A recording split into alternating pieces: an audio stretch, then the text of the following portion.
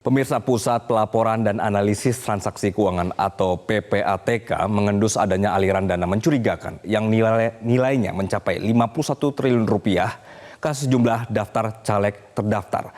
PPATK juga menemukan adanya aliran dana ratusan miliar rupiah yang mencurigakan dari luar negeri ke rekening 21 bendahara partai politik.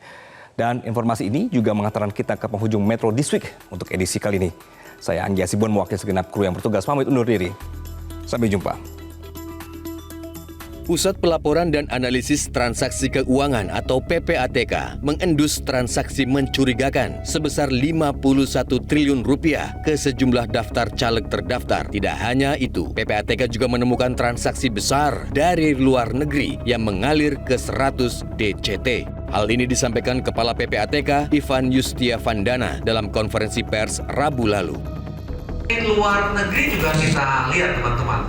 Jadi kita menerima laporan International Fund Transfer Instruction yang kita sebut dengan IFTI, ya, IFTI.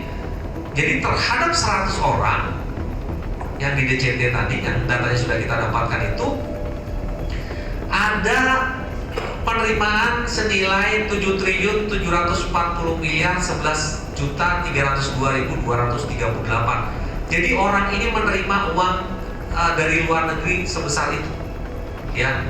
Dan ada juga yang mengirim keluar.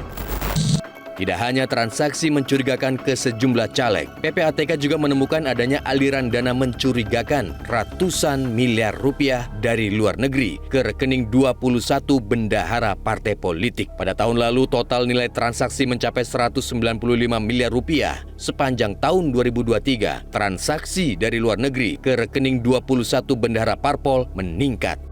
Kita lihat nih, lalu aktivitas ada di mana? Nah, makanya kan terbukti kemudian kok ada kenaikan di anggota parpol 2.400%, kok ada kenaikan di bendahara sekian ratus%, kok ada kenaikan di DCT sekian 1000% gitu transaksinya. Nah, kita kemudian melihat lagi menelusuri, oh ternyata ini yang dipakai untuk kepentingan kampanye, ini yang dipakai untuk membeli apa, ini yang dipakai untuk membayar apa, segala macam.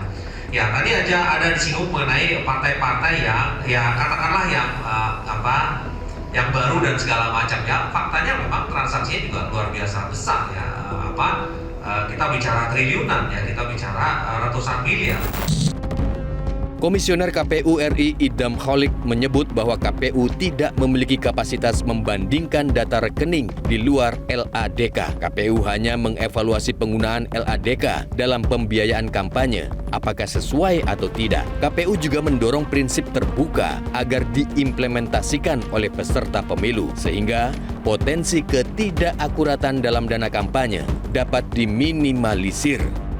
Hanya concern berkenaan dengan LADK. Di dalam LADK ada rekening khusus dana kampanye, dan mengenai hal tersebut saya pikir yang lebih otoritatif memberikan penjelasan detail, ya, terhadap informasi tersebut adalah lembaga yang menerbitkan informasi. Tapi bisa nggak Mas jadi pembanding gitu kan, PPATK menemukan bahwa aktivitasnya lebih banyak di sini sementara dari LADK masih flat gitu. Bisa nggak itu digunakan oleh KPU untuk membandingkan yang realnya itu seperti apa? Kami tidak memiliki kapasitas untuk membandingkan data rekening di luar RKDK. Kami hanya mengevaluasi penggunaan RKDK dalam pembiayaan kampanye, ya. Ini sesuai atau tidak. Nah, kalau ada rekening-rekening lainnya itu digunakan untuk transaksi keuangan, tentunya itu di luar kewenangan KPU. Menanggapi temuan Pusat Pelaporan dan Analisis Transaksi Keuangan terkait aliran dana dari luar negeri ke sejumlah bendahara partai politik, Menteri Koordinator Bidang Politik Hukum dan Keamanan Mahfud MD berharap aparat penegak hukum tidak terpengaruh politik dan jika memang ditemukan pelanggaran agar segera ditindak tegas. Ya, dana yang masuk ke salah satu bendahara paslon seperti apa? Iya, kan sudah ditindaklanjuti oleh PPATK, dilaporkan ke KPK, ke Kejaksaan, ke Polisi. Kita tunggu dan kita berharap KPK, Kejaksaan, dan Kepolisian itu tidak terpengaruh oleh politik. Kalau memang ada, sikat aja. Peningkatannya kan cukup drastis dari 2002 ke 2023 ini, Prof. Ini gimana melihatnya? Iya udah, nanti biar diolah oleh KPK. Sementara itu, Bendahara Umum Partai Nasdem Ahmad Sahroni meminta PPATK untuk mengungkap secara gamblang siapa saja bendahara parpol yang menerima aliran dana dari luar negeri. Menurut Sahroni, PPATK sebaiknya tidak hanya sekedar mengeluarkan angka aliran tanpa merinci lebih lanjut nama 21 bendahara parpol yang dimaksud. Sahroni juga mempertanyakan mengapa temuan PPATK ini baru dirilis di tengah tahun politik. Nah, kalau mau fair, sebenarnya PPATK ya sajikan aja partai politik mana aja. Supaya publik juga jelas. Jangan sampai nanti ini lagi rame-rame, lagi panas-panasnya Pilpres, PPATK ngungkapin sesuatu yang jadi liar di publik. Parkirnya dulu. Nah, ini kan jadi sesuatu keramaian yang nggak mesti. Harusnya PPATK kenapa nggak sebelumnya aja diisukan lebih dulu gitu. Jangan, ini kan berarti kan transaksi bukan baru, transaksi lama ini. Nah, tapi sekali lagi saya minta PPATK buka nama 21 partai politik, bendahara partai politik yang menerima uang 195 M tersebut.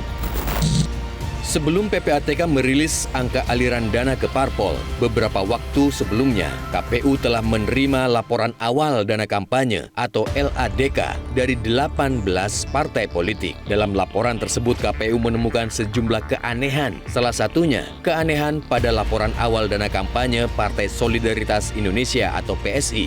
Sebab PSI baru mengucurkan dana Rp180.000 selama kampanye. Padahal total penerimaan PSI yang tercatat dalam Sistem Informasi Kampanye dan Dana Kampanye atau SIKADK mencapai lebih dari Rp2 miliar.